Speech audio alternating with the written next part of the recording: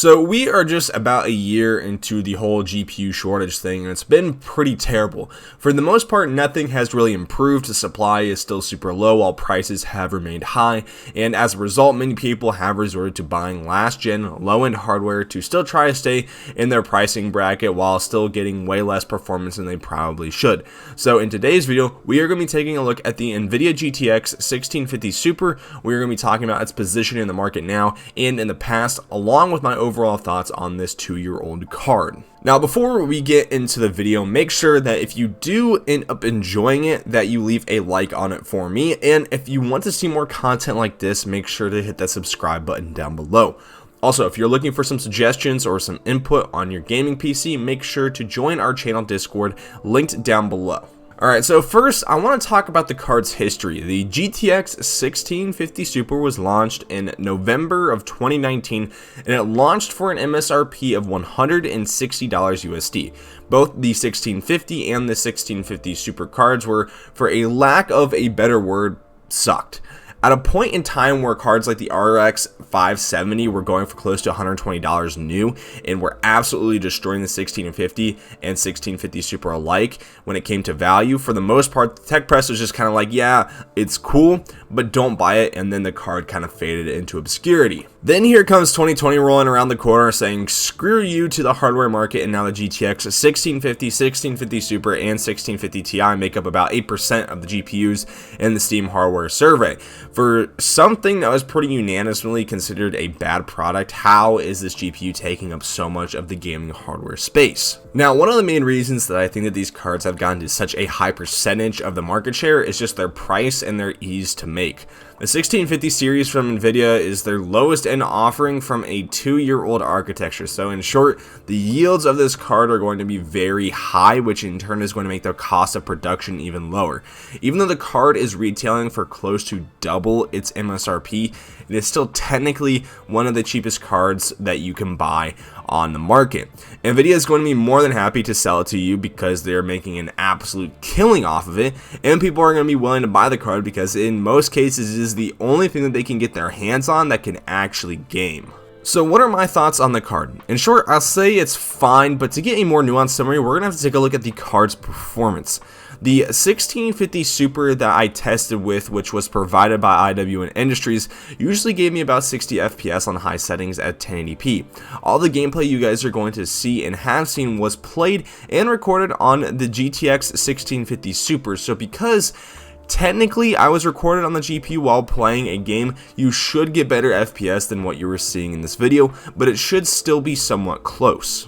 Oh, and just to add in on that little note, the system that I'm going to be using in this review or test is going to be the IWN Scout. If you want some more info on that overall system, make sure to check out the video in the card up top. But other than the fact that it has an EVGA GTX 1650 Super, it is also going to be running an i3 10100 and 16 gigabytes of RAM at 2666 megahertz.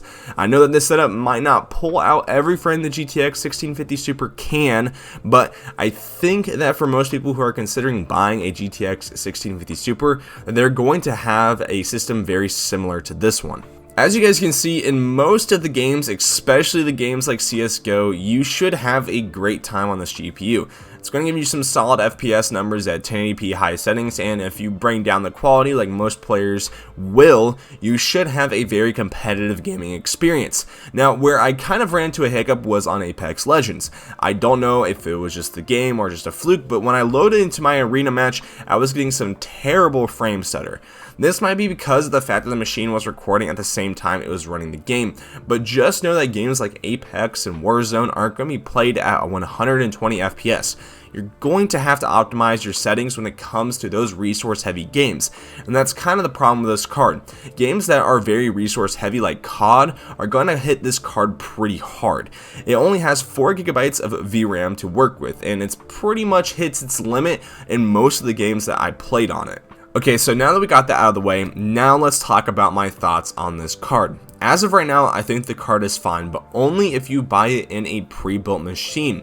With this card going for $300 on the used market, the only time you're going to get this card for an acceptable rate is going to be in a gaming PC that is in the $700 to $900 price range. $300 is an insane price to ask for a card like this.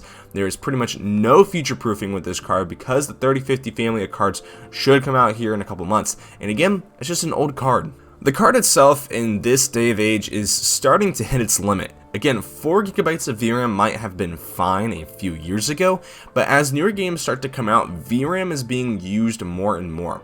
If I were you, I would buy the GTX 1060 6GB card over this guy because, in all honesty, the GPU itself on both of those cards are going to have close to the same performance, but it is going to have that extra VRAM capacity to help itself later down the line. Personally, I think the card is fine for right now. In a market as bad as this one, it's not going to be the worst decision you can make. It just comes down to what you want out of your GPU. If you want to play new titles at 1080p 60fps for the next 4 years, then don't even consider this card. If you just want to play those older or more optimized games and you know you aren't going to be playing much else, then I would say go for it. It should also be fine for people who just want to play games at whatever settings until they can get a GPU for a somewhat decent price. But understand, you're not going to get great resale value out of it, but it should be great for most people in the short term. In a crappy market, crappy products sell, and I think that's kind of what we're seeing from this card.